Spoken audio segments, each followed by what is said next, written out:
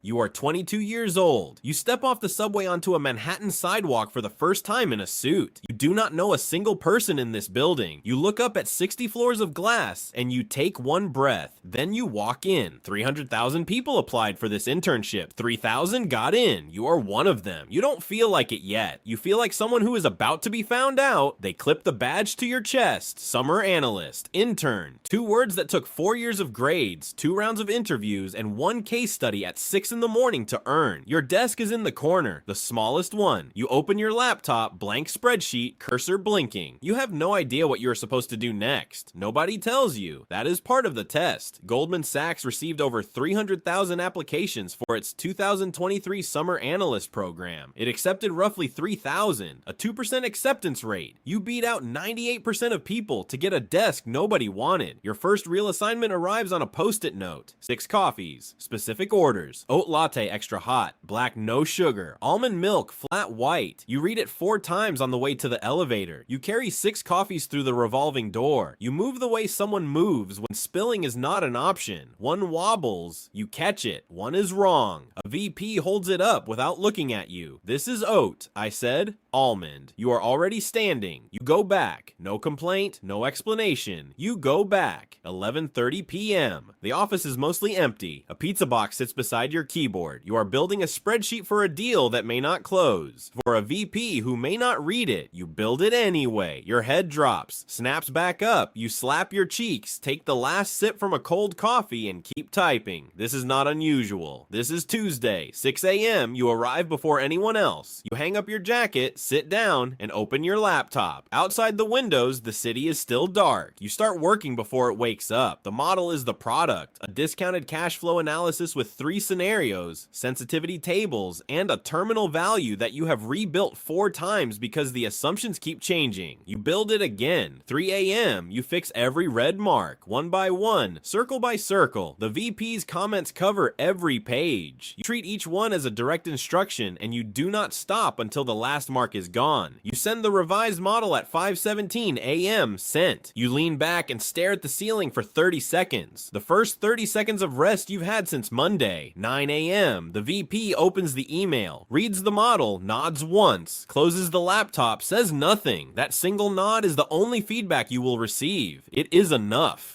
Final week of the internship. HR calls you into a small conference room. An envelope on the table between you. You reach for it slowly. Base salary, $110,000. You fold it carefully and put it in your jacket pocket. You shake their hand. You say thank you. You exit. You call home. I got it. The response on the other end is a sound that has no words. You cover your mouth on the sidewalk to keep from yelling. Through a side door at the same moment, another intern walks out with a box of personal items. No envelope. You see him. You look away. The conversion rate was 30%. The math was always going to hurt someone. July, first paycheck, $6,458.33 after taxes. You stare at the number in the banking app. You feel rich for about 4 hours. Then you do the math. $6,458 minus $3,800 rent minus $1,200 student loans minus $900 food and metro, $558 left. You stare at this paper for a long time. Your apartment has 4 roommates. Your room is a mattress behind an IKEA curtain. Your Goldman Analyst badge hangs on the curtain rod. This is your life and you are grateful for it. You walk past restaurants with $85 steaks. You look in the windows. You check your bank balance. You keep walking. You eat a $3 hot dog from a cart on the corner. December, year-end bonus notification, $85,000 after taxes. You read the email 3 times, then you call your student loan servicer. You make a large payment. The progress bar drops from 92% to 61. This is what the year was for. 11 p.m. on a Tuesday. You are putting on your coat. Your phone buzzes. Deal live. All hands. War room now. You take off your coat and sit back down. The war room at 1 in the morning. 6 analysts. Pizza boxes. Empty Red Bull cans. You are building the slides for a $4 billion M&A pitch that needs to be printed by 7 a.m. 12 pitch books, 200 pages each, spiral bound. In the boardroom, the managing director presents your model to the client. You sit against the back wall, tall, too junior to speak. You watch him present the work you built at 3 in the morning. 9 a.m., you walk home on the same sidewalk as the morning commuters going to work. You have been awake for 26 hours, joggers pass you. You walk in the wrong direction for 1 block, you don't care. In sales and trading, the path is different. 6:30 a.m., you arrive. The terminal loads. Market opens in 3 hours. You study it the way a surgeon studies anatomy. Every number has a meaning. Every move has a cause. 9:30, the bell rings. The floor erupts. Phones ringing. Voices shouting. Orders flying. You pick up your phone and route your first order. Buy 50,000 shares. Market order. You click confirm. End of day. The P and L board. Numbers in green and red. You study it looking for the pattern. Looking for what you would do differently tomorrow. 3 p.m. Market close. The floor noise drops to 0 in seconds. You lean back. You exhale. You have been in fight or flight mode for 6.5 hours. Tomorrow it starts again at 6:30.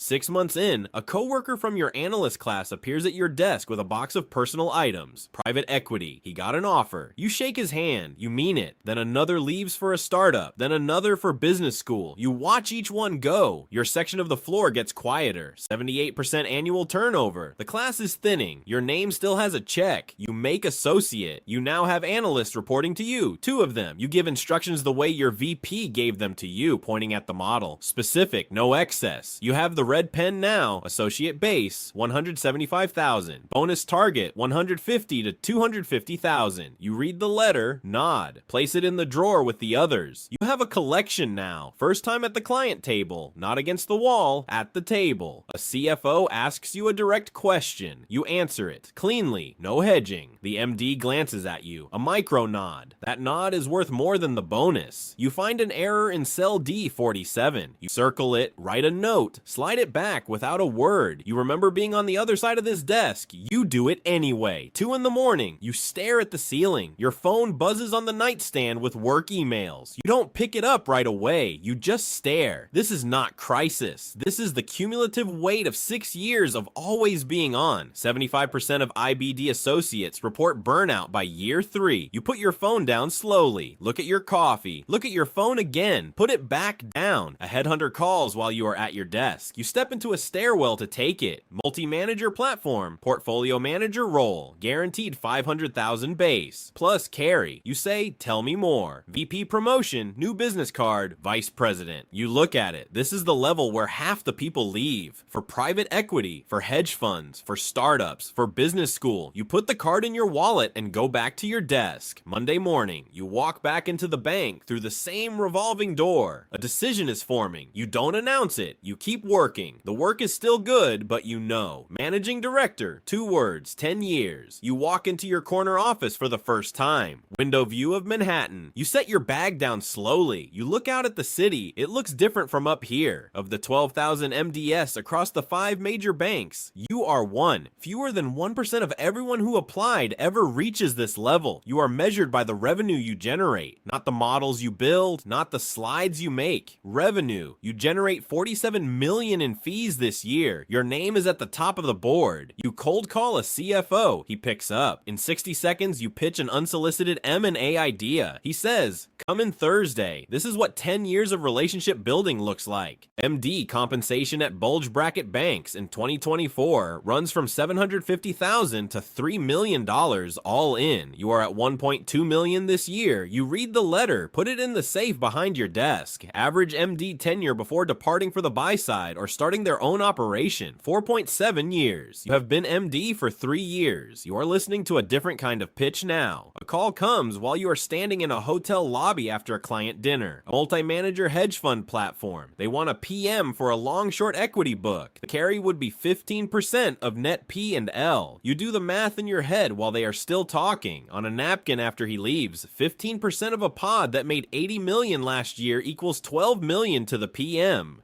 After New York taxes, approximately 6.8. You fold the napkin and put it in your pocket. You hand in your resignation. Your boss counter offers. Better title, more money, a larger guarantee. You listen to the whole counter. Then you shake your head. Thank you, I have decided. Last day on the sell side, you pack your desk into a box. Shake hands with colleagues. Some mean it, some don't. You walk out through the marble lobby one last time. The revolving door spins. You step onto the sidewalk. You're on the buy side now. The hedge fund office is quiet, small team, no marble lobby, no shouting, just screens, whiteboards, and people who are paid to be right. Your book, $200 million, your capital, your risk, your P&L. The edge is pattern recognition. You read earnings transcripts the way other people read novels. 12 quarters of data annotated in 4 colors. You map the CFO's guidance history on a whiteboard. Same pattern, under guide by 8% every single time. This is not insider information. This is 8 years of watching companies and paying attention. Earnings day, the stock beats by exactly your predicted margin, up 12% at the open. Your position, plus $18.4 million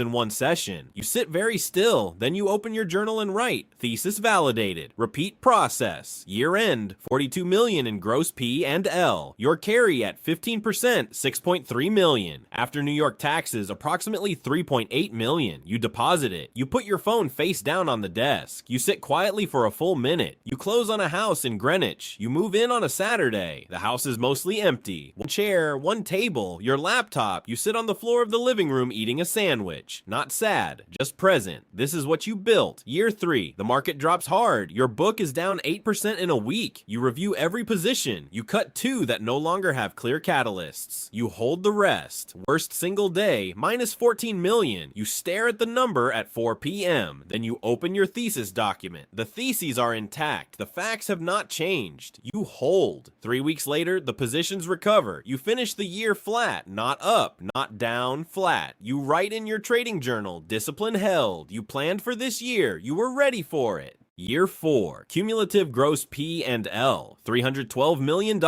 Your track record is now real, audited institutional grade. The phone rings from a different kind of caller now. You sit across from a seater at a Park Avenue family office. You open your laptop, 4 years, $312 million gross P and L. One down year, down 3.1 in a market down 19. You walk him through it. He leans forward. The term sheet, $100 million in seed capital, 15% revenue share of the management company. You pick it up, read every line. You nod slowly. You call a contact at a sovereign wealth fund. Remember when you said to call you if I ever launched? Long pause on the line. Send me the deck. You close your eyes for half a second. Launch day. You wire the committed capital into the fund accounts. The balance shows $200 million. You stare at it. Then you open Bloomberg and start your pre-market research. The fund is live. Your fee structure, 1.5% management fee, 20% performance fee above a 6% hurdle. Industry standard has compressed to 1 and 20 or lower. You hold at 1.5 and 20. Your track record earns that. Year 1 returns plus 18.3% net of fees. The S&P returned 14. You beat the benchmark by 4.3. A UM grows from 200 million to 320 through new allocations. You do not celebrate publicly. You return $600 million to investors voluntarily. Your edge is capacity constrained. You write the investor letter explaining why you are turning away capital. You send it. Not one investor redeems. Year 12. A $9.4 billion. One down year in 12. The phone rings constantly from potential investors, acquirers, journalists. You answer the ones you choose. A platform acquirer sits across from you. We would like to acquire a controlling stake in your management company. They show you the math. Annual fee revenue, $60 million. Multiple, 8 times. Initial offer, $500 million. You counter at $625 million. They come back at $575. You say $590. Final. A pause on their side of the table. Then, done. You shake hands. 24 years from the intern badge to this handshake. Signing day. You read every page of the purchase agreement yourself. Your lawyer has reviewed it 14 times. You still read every page. You sign the final signature page. You put down the pen. You look up. It is done. The wire confirmation arrives on your phone. $295 million received. First tranche, pre-tax. You stare at the number on the screen. You put the phone face down on your desk. You sit in silence for a full minute. After taxes, approximately $350 million in liquid assets, plus equity in a platform managing over $50 billion. The intern who earned $0 in the summer of 2001 is 46 years old and will never need to work another day in his life. 5:30 a.m. You wake up, no alarm, habit. You make coffee. You sit at the table in the dark. You don't have to go anywhere today. You open Bloomberg anyway. Nikkei down 1.4% overnight. You lean forward. You want to know why. You don't need to know why. You look anyway. The money was the score. The game was the reason you stayed. The game never stopped being interesting. Not at the intern desk, not at the fund, not at 4:58 in the morning on a Tuesday in May with 350 million in the bank and a Bloomberg terminal open. It is 4:58 in the morning. The market opens in 4 hours and 32 minutes. He checks the futures one more time. He makes another cup of coffee. He sits back down. The screen lights up, same as always.